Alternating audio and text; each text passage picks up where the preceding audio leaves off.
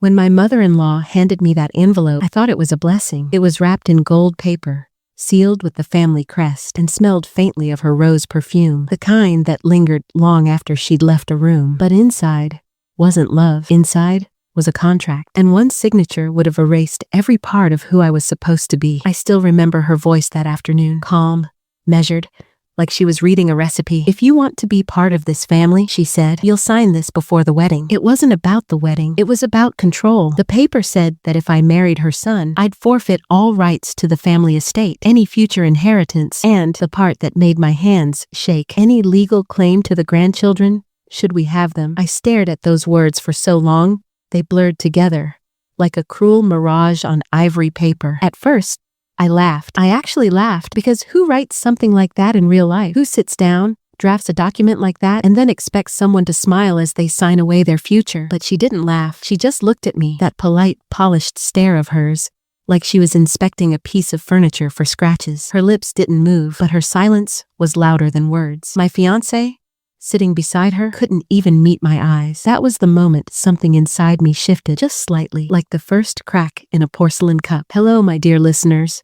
I'm Auntie Grace. Welcome to True Heart Voices, where every story finds its healing. Thank you for being here. If you love true stories, don't forget to subscribe and hit that like button. It helps keep these voices alive. I always find it fascinating to read which cities and countries you're listening from, so don't hesitate to write a comment. Now, sit back for a moment and please get comfortable. Happy listening. Let's talk about what really happened. Before all that, my life had been simple, comfortable in its smallness. I grew up in a quiet little town where people waved from their porches and gossip spread faster than the wind. We didn't have much, but what we had was ours. My mother ran a small catering business from our kitchen, and the smell of her food always found a way into my clothes. Roasted garlic, warm bread, cinnamon on rainy days. I used to dream of building something of my own one day. Not a business or a legacy, but a life that felt calm, safe, real. Then I met him. He came into the bookstore where I worked. Tall, confident, the kind of man who looked like he'd been taught how to walk in straight lines since birth. He asked for a book on philosophy, but his eyes kept finding me instead. We talked for a long time that day, about books, about small towns versus big cities, about how his family believed in legacy and mine believed in laughter. He made me feel seen, truly seen, in a way I hadn't felt in years. His name alone sounded like it belonged on embossed stationery. I remember thinking it carried weight, the kind that comes with old money, country clubs, and hand-me-down expectations. But when he smiled, that all disappeared. With me, he wasn't the heir to anything. He was just himself. Our love grew quietly, like something planted in secret. He'd show up after work with coffee and drive me to the overlook where the city lights melted into the horizon. We talk about everything, our dreams, our fears, our plans for the future. He'd say things like, "My mom's going to love you," and "My family's traditional, but once they meet you, they'll understand." I believed him. The first time I met them, I wore a soft blue dress, his favorite color. I spent hours getting ready, curling my hair, redoing my eyeliner twice, making sure everything about me said respectable, kind, wife material. I even baked an apple pie from scratch, the way my mother used to. Their house was enormous, all white stone and symmetry, the kind of place where sound doesn't carry, because even noise feels like it needs permission. The air smelled faintly of lilies and old money. His mother greeted me with a kiss on the cheek that barely brushed my skin. His father nodded once, not quite looking up from his phone. Everything about them was practiced, controlled. Dinner was a performance. A long table, crystal glasses, silver cutlery that clinked in rhythm. Every word I spoke seemed to echo in that dining room, like I'd broken some kind of invisible rule. "What does your family do?" she asked. It wasn't curiosity, it was assessment. When I told her my mother ran a catering business and my father had passed years ago, her smile tightened, polite, but with just enough strain to show her disapproval. "Well," she said, setting down her fork, "we all start somewhere." Somewhere. That word stuck to me like dust. My fiancé, her son, reached for my hand under the table. I remember that small gesture, the warmth of his fingers around mine, and how I thought it meant everything. But now, when I think about it, I realize it was the touch of someone trying to reassure himself, not me. After dinner, his mother offered a tour of the house. Every wall had a portrait, every shelf a story. She pointed to one of her wedding photos, her in white satin, standing next to his father in uniform. "This family believes in legacy," she said softly. It wasn't a statement, it was a warning. I should have listened. But love makes you believe you can be the exception to a rule that was written long before you showed up. So I smiled. I tried. I cooked for them, visited on weekends, played the part of the agreeable fiancé. And for a while, I thought maybe it was working. She asked me about wedding dates, venues, color palettes. There were even moments where she almost seemed warm, complimenting my dress, laughing softly at something I said. So when she called one evening and invited us for dinner, I thought it was progress. The house looked the same, but something about the air felt different, tighter, like the calm before a storm. Her smile that night was softer, almost affectionate. "Come in, dear," she said. "We have something special for you." After dinner, she walked to the sideboard and pulled out an envelope, gold, neat, sealed with that family crest again. "This," she said, placing it delicately in front of me, "is just a formality. Every woman who marries into this family signs one. It's a matter of principle." Her tone was gentle, but I felt the sharpness underneath it. My fiancé shifted uncomfortably beside me. I noticed his hand tighten around his glass of wine. I smiled,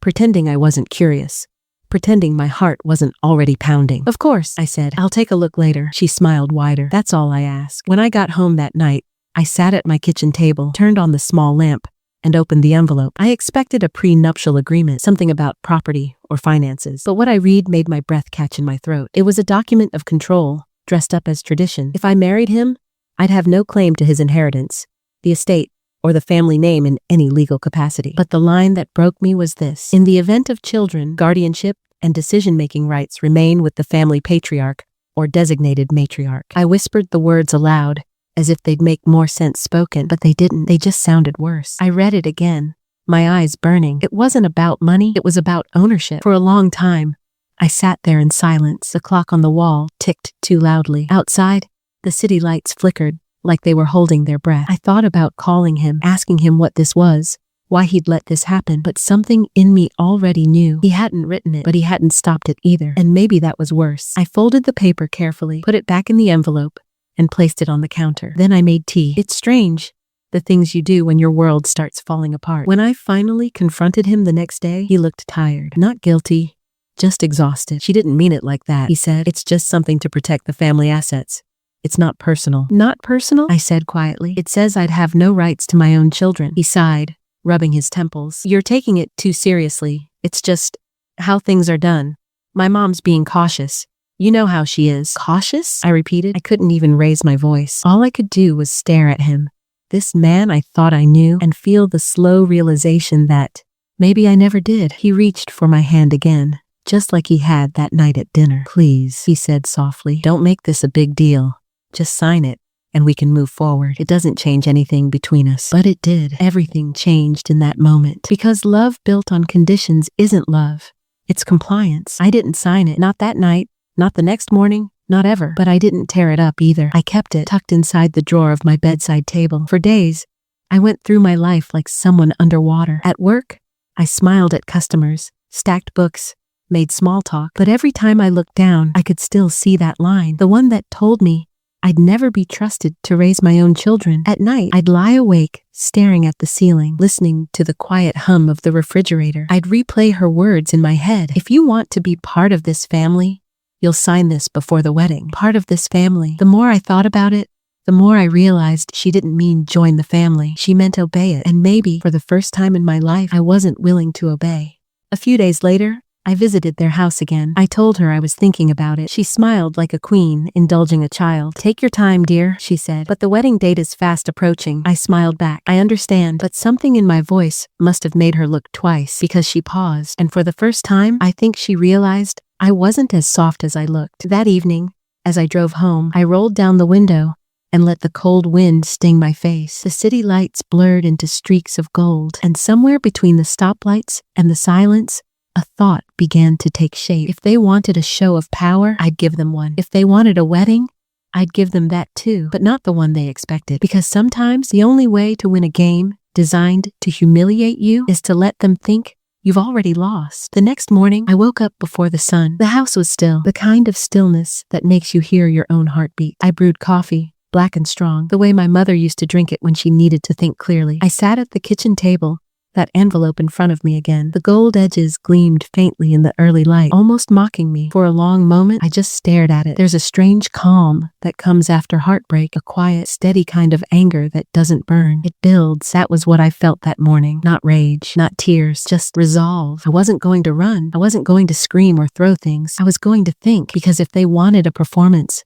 a contract, a promise, a display of obedience, then I would give them a performance they'd never forget. In the days that followed, I moved carefully, deliberately. Every word I spoke to my fiancé, every smile I gave his mother, was measured. I became quiet, not in defeat, but in calculation. At work, my coworkers noticed the change. "You've been so calm lately," one of them said, as we restocked the shelves. I smiled. Calm is good, but inside, I was building something. I began keeping a small notebook in my purse, just a plain brown one.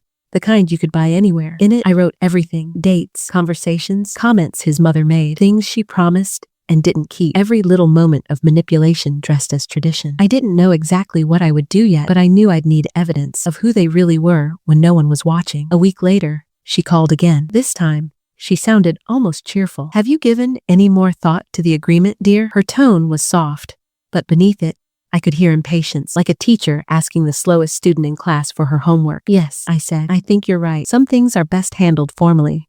I just need time to prepare." "Of course," she said, her voice smooth as silk. "We only want what's best for the family." That word again, family, always meaning them, never me. When I hung up, I sat there for a long time, the phone still in my hand. I wasn't sure yet how, but I knew I was going to turn that word, family, into something they couldn't own. As the wedding date drew closer, the planning took on a life of its own. Her mother's friends became the committee. Every detail, the guest list, the flowers, even the seating chart, went through her first. She'd send me lists of people I didn't know, rules about attire, and little notes that read, "We don't want to embarrass anyone, dear." I'd reply with short, polite messages. "Thank you.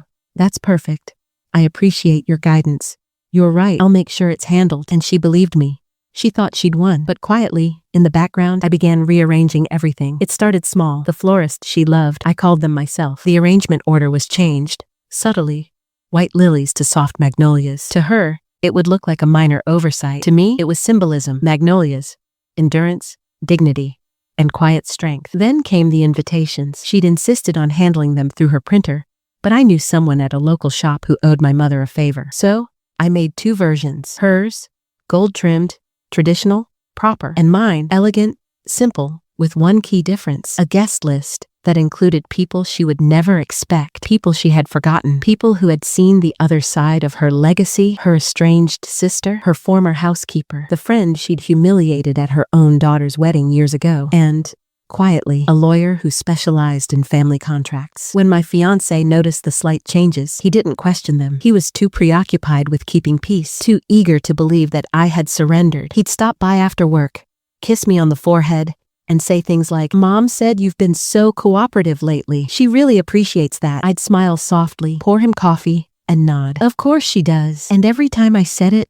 I felt a strange mix of sadness and power. Because I wasn't the same woman who'd sat crying at her kitchen table a few weeks ago. I was something else now. Quiet, steady, and sharper than they realized. One evening, a few weeks before the wedding, my mother came over unannounced. She walked in carrying a pot of stew and that look mothers get when they know something's wrong. "You've been too quiet lately," she said, setting the pot on the stove. "Just busy," I told her. She gave me that look, the one that could see right through my words. "What did they do?" I hesitated, then I pulled out the envelope. She read the contract in silence. Her hands trembled slightly, but her face stayed calm. When she finished, she folded it back up and set it down carefully, like she was afraid to tear it. "Baby," she said, "you don't have to marry into that." I looked at her then, at the lines on her face, the quiet strength that had raised me alone, the love that had never once demanded obedience. "I know," I said softly, "but I need to." "Why?" "Because they think they can decide who belongs. I want to show them what it means to actually build a family." She didn't fully understand, but she trusted me. She hugged me tight, the kind of hug that says everything words can't. And when she left, I felt stronger. The weeks that followed were a blur of polite smiles and quiet sabotage. The more I complied, the more control she thought she had. Every detail she approved was another piece of the stage I was building. I wanted her to feel secure, completely certain that I was small enough to bend. Because the thing about people who need control is they only notice rebellion when it's loud. Silence confuses them. The night before the wedding, There was a rehearsal dinner. She insisted it be held at the country club, her happy place. The air was heavy with perfume and champagne laughter. I smiled when spoken to, complimented the menu, and thanked her for everything she'd done. But inside, I was counting minutes. She gave a toast that night. Perfect posture, flawless words. To family, she said, raising her glass, and to knowing our place within it. Everyone laughed politely. I just smiled and sipped my water, because tomorrow, she would learn that I knew exactly where my place was, and it wasn't beneath her. That night, when I got home, I stood in front of the mirror in my bedroom. The wedding dress hung nearby. Ivory lace, understated, nothing like the gowns she'd suggested. I ran my fingers along the fabric and took a deep breath. This was the calm before the reckoning. Tomorrow, in front of everyone she'd ever tried to impress, I would give her the wedding she wanted, just not the ending she expected. I reached into the drawer of my nightstand and pulled out that same gold envelope. The contract was still inside, untouched. I unfolded it one last time, studied every cruel word, then placed it carefully into a new envelope, this one addressed to someone else entirely, the lawyer, and beneath it I tucked a single handwritten note, just one sentence. Some contracts deserve witnesses. The morning of the wedding, I woke to soft rain tapping against the window. It felt like the world was washing itself clean. I made coffee, sat at the table, and watched the light change from gray to gold. For the first time in weeks, I felt peace, not because I was about to win anything, but because I knew I was done losing myself. As I got ready, I thought about my mother, about love, about how sometimes dignity isn't something people hand you, it's something you decide to claim quietly when no one expects it. When I slipped into that dress, it didn't feel like armor, it felt like truth. And as I stepped out the door that morning, into the soft rain, I whispered to myself, almost like a vow, let them think it's their story. They have no idea what's coming. I woke before the alarm. For a moment, I didn't know what day it was. Then I saw the garment bag hanging by the closet door, the soft ivory folds of a dress peeking through the plastic, and I remembered today was the day. The morning light spilled across the room in long, golden stripes. Outside, the world was still, the quiet kind of still that only exists before everything begins. The air smelled faintly of rain and garden soil. I sat on the edge of the bed and pressed my hands together to steady the trembling. It wasn't nerves exactly, it was the weight of knowing what was about to happen. Everything I had planned, every word, every look, every detail was leading to this moment. Downstairs, I heard the faint hum of voices. My in-laws had arrived early, of course. They loved a spectacle, and I had promised them one. When I walked into the kitchen, my mother-in-law was already in full command of the morning. She was wearing a pastel suit that looked more expensive than tasteful, her perfume filling every corner of the room. "Oh, good, you're up," she said, glancing at her watch as if I might make the sun late. "The caterers will be here at 9. You do remember you agreed to the seating chart we discussed?" I smiled, calm and easy. "Of course, everything's just as you asked." Her eyes softened just slightly. "Good, let's make this day perfect." Perfect. She loved that word. My husband's father was at the table, flipping through a newspaper as if it were any other morning. He offered me a curt nod, then went back to reading. It was his way of showing approval, or indifference. Sometimes it was hard to tell which. As I poured myself a cup of coffee, I caught my reflection in the glass window. The woman looking back at me was composed, serene even, but behind her calmness was a heartbeat that thudded with a rhythm of both fear and resolve. I had spent months pretending submission, bending to their control just long enough to gather what I needed. Every demand they made, every insult disguised as tradition, I absorbed it quietly. Because power, I had learned, doesn't always roar. Sometimes it waits. By mid-morning, the house was alive with movement. Florists carried in bouquets of cream roses. The caterers set up tables draped in white linen. Laughter drifted from the backyard, where the guests began to gather under a soft blue sky. I moved through the preparations like a ghost in my own story, smiling, nodding, keeping the secret tucked tightly beneath my ribs. My husband approached me near the archway, where we were supposed to exchange vows again. A renewal of family unity, as his mother had called it. He looked handsome, too polished, like a man performing a role he no longer questioned. "Hey," he said quietly, adjusting his cufflinks. "You sure you're okay with all this?" I looked up at him. "You mean with signing away my future?" His face tightened. "Don't start this today." "I'm not starting anything," I said softly. "I'm finishing it." He hesitated, searching my expression, but before he could speak, his mother called him from across the lawn, her voice sharp and commanding. He turned away instantly, like a soldier summoned to duty. I watched him go, and something inside me finally settled. The part of me that once hoped he'd choose me over them, over appearances, over fear, knew better now. By noon, guests filled the backyard.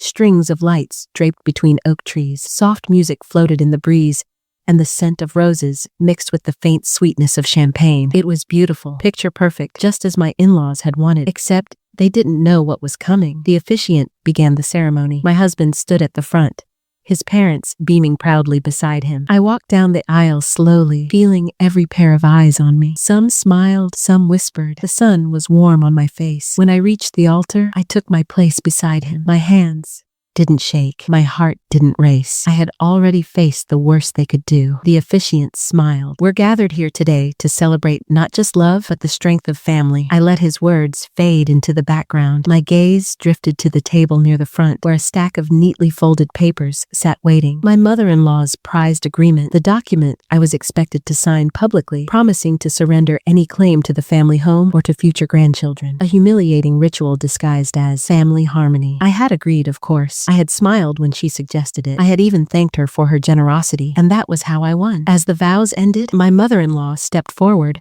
holding the document like a sacred text. Before we toast to new beginnings, she announced, there's just one small formality left. The guests turned toward her, curious. Cameras lifted. She extended the papers toward me with a smile that didn't quite reach her eyes. It's important we start this chapter with clarity and trust. I accepted the document with steady hands. The silence around us grew thick, heavy with expectation. Then I spoke, my voice calm, clear, carrying across the garden. Clarity and trust.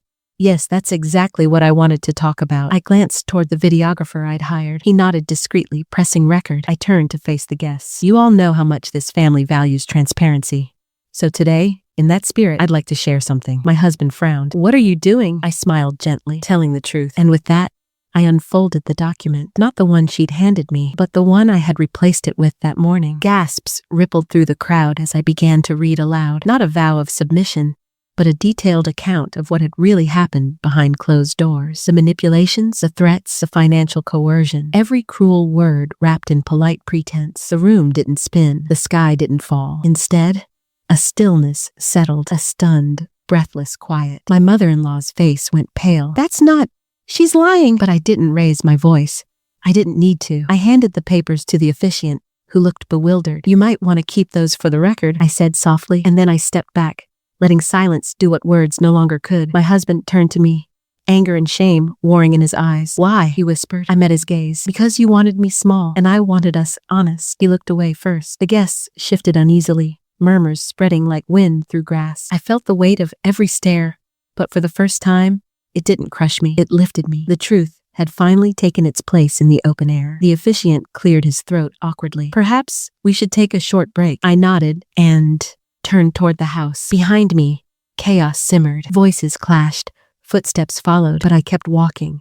Steady, calm, as though I had already rehearsed this 100 times in my mind. Inside, I found the quiet corner near the staircase and exhaled. My reflection in the hall mirror looked different now. Not just calm, but free. If you're listening to this story, please don't forget to subscribe and hit that like button. It helps keep these voices alive. Now, sit back for a moment, get comfortable, and let's talk about where we end. The pause in the ceremony stretched longer than I expected. The guests were unsure whether to clap, murmur, or move. Some glanced at each other nervously. Others held their breath. The air was thick, almost tangible, like the quiet right before a storm breaks. I remained calm. Every part of me, the steady rhythm of my heartbeat, the warmth of the morning sun on my skin, the soft rustle of my dress, was evidence that I was no longer a hostage of fear. I had chosen this moment to reclaim everything they thought they owned. My voice, my dignity, my future. My mother-in-law approached, her polished heels clicking against the stone pathway. Her lips were pressed into a thin line. This is not appropriate, she said,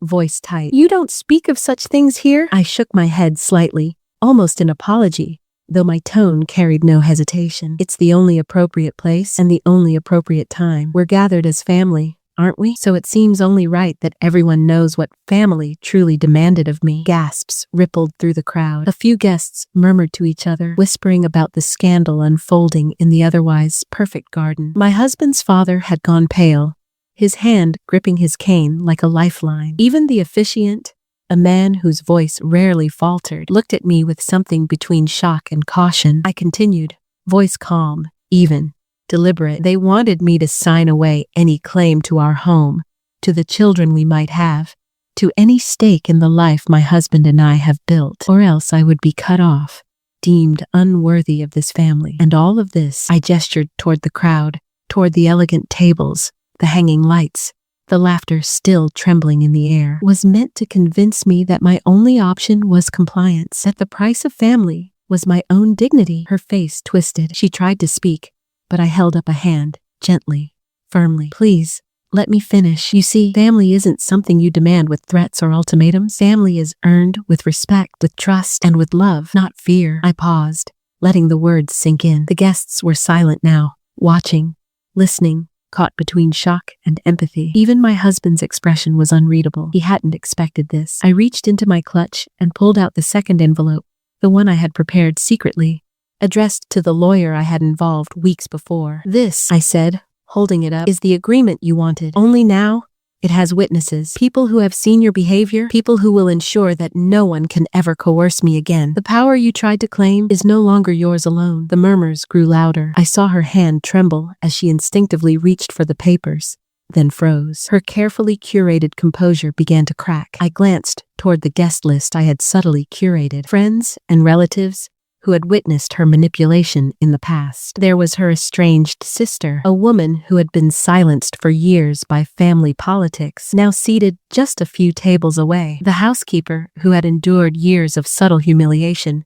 now had her eyes on my mother-in-law, steady, observant. Even the lawyer, a quiet but formidable presence, gave a slight nod in my direction. And suddenly, the room felt smaller. The power she wielded so easily in private moments could no longer dominate this space. You can't do this, she said, voice rising, though carefully still measured. This is my family. This is my day. I looked at her with quiet clarity. It is your day, in your eyes, but the truth belongs to everyone here, not just you. And if family is about honesty, then this is exactly where it begins. Some guests were nodding subtly, others shifting uncomfortably. A few reached for their phones, silently recording. The scandal had turned cinematic before anyone realized. My husband finally spoke, his voice tense. Why would you do this today? I met his gaze, steady and unwavering. Because today, I could. Because I am not a quiet shadow of your family's expectations anymore. And because dignity isn't something you hand over on command. He ran a hand over his face. I didn't know they were like this. You did, I said softly. You just didn't want to see it. The guests were leaning forward now, drawn into the unfolding drama. Some whispered in shock. Others quietly expressed relief that someone had finally spoken. One elderly relative, long ignored by the matriarch, mouthed a single word I could see even from the altar. Finally, my mother-in-law's composure had completely crumbled. Her face was pale, lips pressed tight, eyes darting around as if searching for an escape route. She had spent a lifetime controlling the narrative, manipulating relationships, and silencing voices that dared question her. But none of that could hold in the light of transparency. I took a slow, measured step back. I don't wish harm upon anyone here. I only wish for truth to be acknowledged and respect to be given where it is due. No more ultimatums, no more threats, no more hiding behind appearances. She opened her mouth again, but I turned to the guests. Everyone here deserves to know the cost of silence, the weight of obedience demanded by fear. It ends now. There was a long pause. Some people's jaws dropped. Others whispered, but no one interrupted. The tension felt electric. I felt it in the air, in my chest, even in the faint rustle of leaves overhead. Then, slowly, almost imperceptibly, she stepped back. She looked around, realizing the stage she had built for control was now exposed to everyone. The applause didn't come immediately, but the shift was undeniable. People started clapping quietly, supportively. Some, who had suffered quietly in her shadow, began nodding. I folded my hands calmly in front of me. I was still smiling softly, gentle and composed, not triumphant, just serene. That was more powerful than any shouted words or angry gestures could ever be. My husband finally exhaled, visibly. I'm proud of you, he said, almost under his breath. I smiled. Proud isn't enough. It's time to learn respect. And as the day continued, the ceremony resumed. Quieter now, but infused with honesty. The decorations, the laughter, the flowers, it all became a backdrop to a more significant story, one that no one could erase. The storm had broken, and for the first time, in the most public way possible, the family had seen what dignity truly looked like. The days after the wedding were quiet in a way that felt both fragile and heavy. The storm had passed, but the aftermath lingered, like fog clinging stubbornly to the trees. Word of the ceremony, my revelation, the truth laid bare, traveled fast. Friends, neighbors, distant relatives, Even the local community had caught wind. Some came out of curiosity, some out of concern, but all of them carried the same question. What happened? At home, the tension was palpable. My mother-in-law, who once wielded control like a weapon, now moved cautiously, almost apologetically. The authority she had carried so effortlessly for decades had evaporated. Her eyes avoided mine, a stark contrast to the piercing gaze she had perfected over the years. She tried to speak once, her words a soft, trembling echo. I just wanted what was best for everyone. I met her quietly, the way one meets a storm eye to eye. Calm, patient, steady. Then perhaps the best thing you can do now is reflect, not command. She nodded, finally, understanding what words alone could not convey. The lawyer I had involved stepped in within the week, not to create conflict, but to ensure the family agreement and the exposure of coercion was documented officially. She sat down with my husband, his parents, and me, walking us through the realities of our choices. The legal language was dry, but the effect was profound. You cannot enforce ultimatums that strip rights from one party, the lawyer explained, her tone firm but fair. This is not just about legality.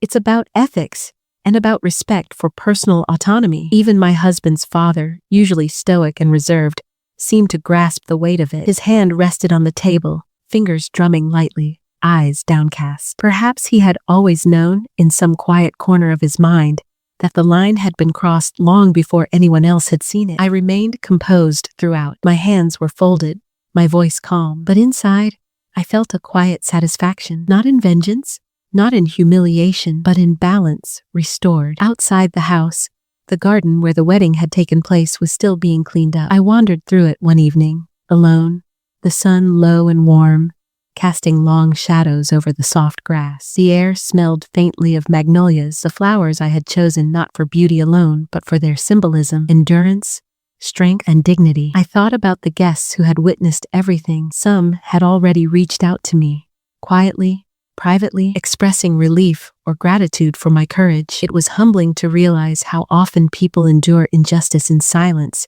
believing there is no one to speak for them. And yet here I was, not to shame, but to illuminate. At work, whispers followed me for a few days. Colleagues asked if I was okay. Others admitted that they had watched the ceremony online. I can't believe she did that, one of them said. But wow, she did it right. I smiled quietly, pouring another cup of coffee, letting the warmth spread through my chest. It wasn't pride I felt, it was peace. The knowledge that I had acted with integrity, not anger, gave me more strength than any applause could. Family life adjusted, slowly, but unmistakably. The wedding had revealed cracks in relationships that had always been there, now impossible to ignore. Some relatives kept their distance, uncomfortable with the exposure of truths long hidden. Others, who had been silenced or marginalized for years, began to speak up, finding their own voices. It was in these small, subtle shifts that I saw the full impact of what had happened. The balance of power had changed, not in a dramatic, theatrical way, but in a quiet, persistent one that could not be undone. My mother-in-law reached out to me eventually,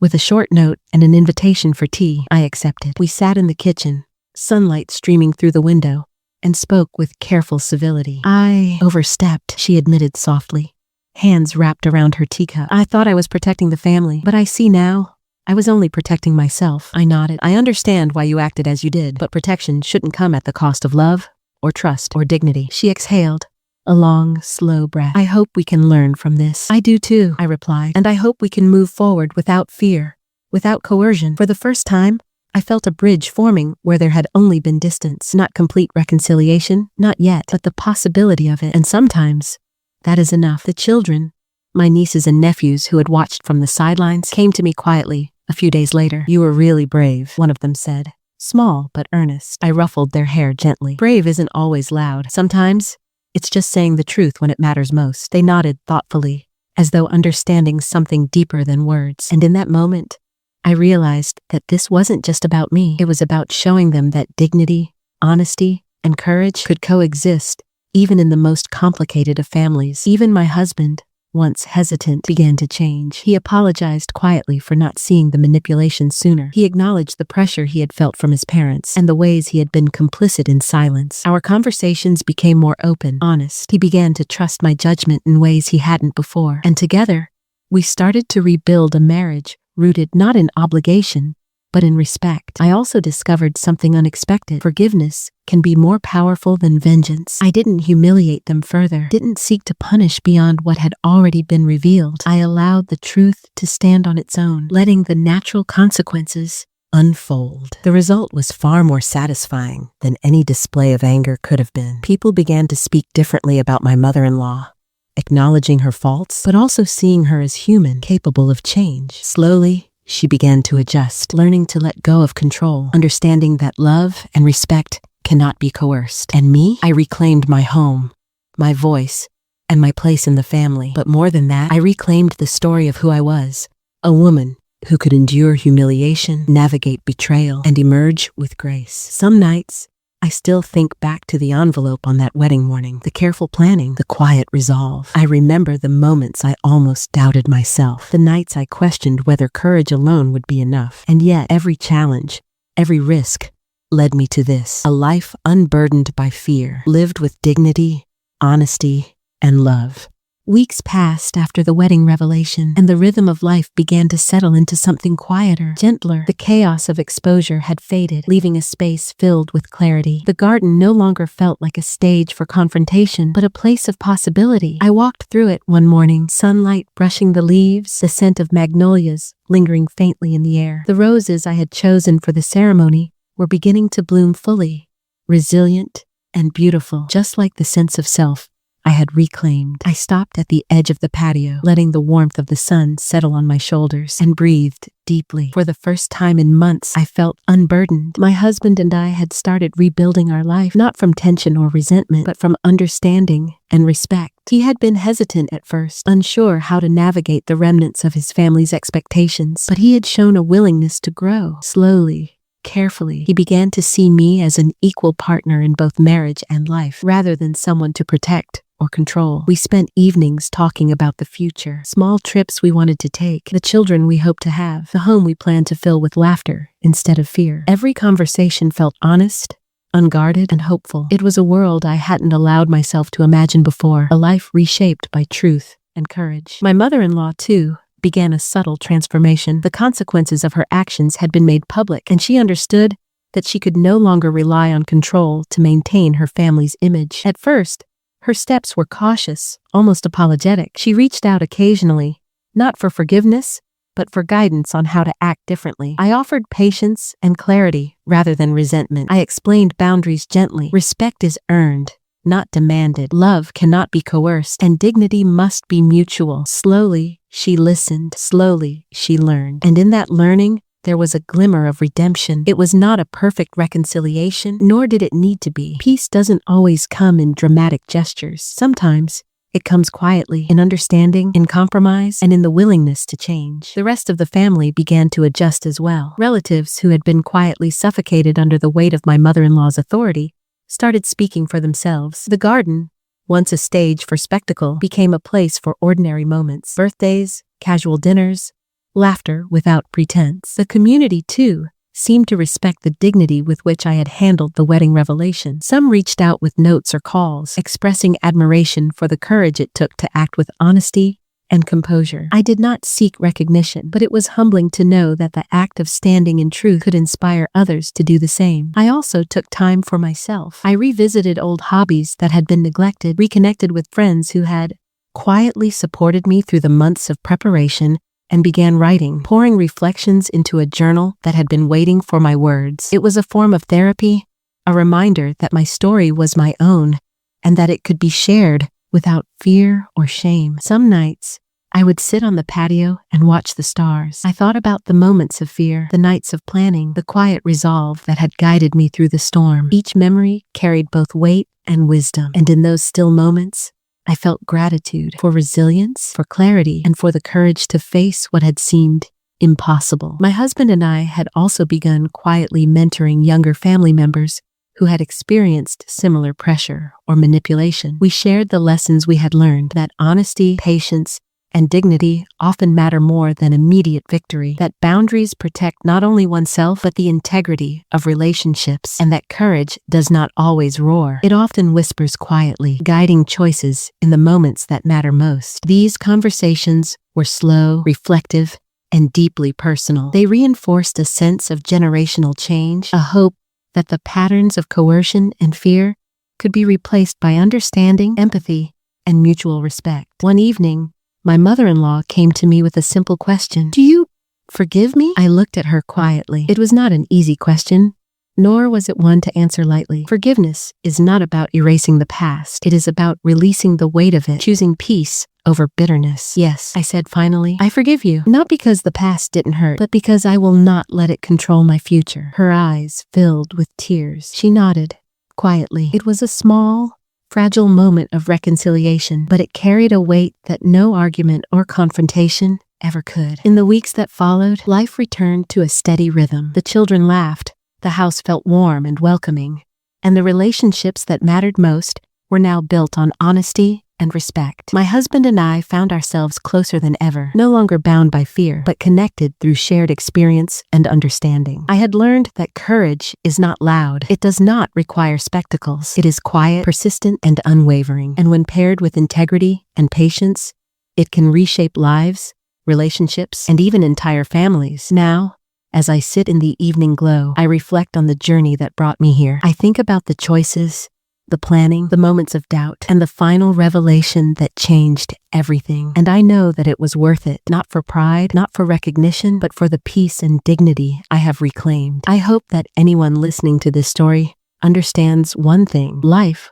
will demand courage in small moments and in large ones. There will be times when standing up for yourself feels impossible, when the stakes seem insurmountable. But truth, dignity, and patience are more powerful than fear, more enduring than control, and more meaningful than vengeance. We cannot choose the actions of others, but we can choose how we respond. And in those choices, we find freedom, resilience, and the quiet satisfaction of knowing that we acted with integrity. As the day ends, the house settles into a peaceful quiet. The lights in the garden twinkle softly, a gentle reminder of beauty and growth. And I know deeply that life continues, not perfect, not unchallenged, but honest, compassionate, and full of possibility. Would you have found the courage to do what I did, to stand for your dignity when everyone else expected compliance? I wonder about that often, and I ask you now, think about the moments in your own life where truth matters most. And ask yourself if you would speak it. Sometimes life takes from us, but sometimes it teaches us too. If this story touched you today, if it reminded you of something you've lived through, please don't keep it inside. Tell me your story. Thank you in advance for sharing this moment with me. I wonder, which part of this story stayed with you? Which moment did you feel deep in your chest? And where are you listening from? Tell me in the comments. I personally read every single comment myself, because your words might be the light someone else needs tonight. And if you haven't yet, make sure to like, share, and subscribe, because here at True Heart Voices, every story deserves to be heard, and every heart deserves to heal. Did you like my story? If you listened all the way to the end, drop a number 1 in the comments. If you enjoyed it, you can support me by liking the video and sending a small tip. I've got many more life stories just like this on my channel, so make sure to subscribe and check them out. I've added 2 new stories on screen that everyone loves. Thanks for being here. I'll see you in the next one. With love.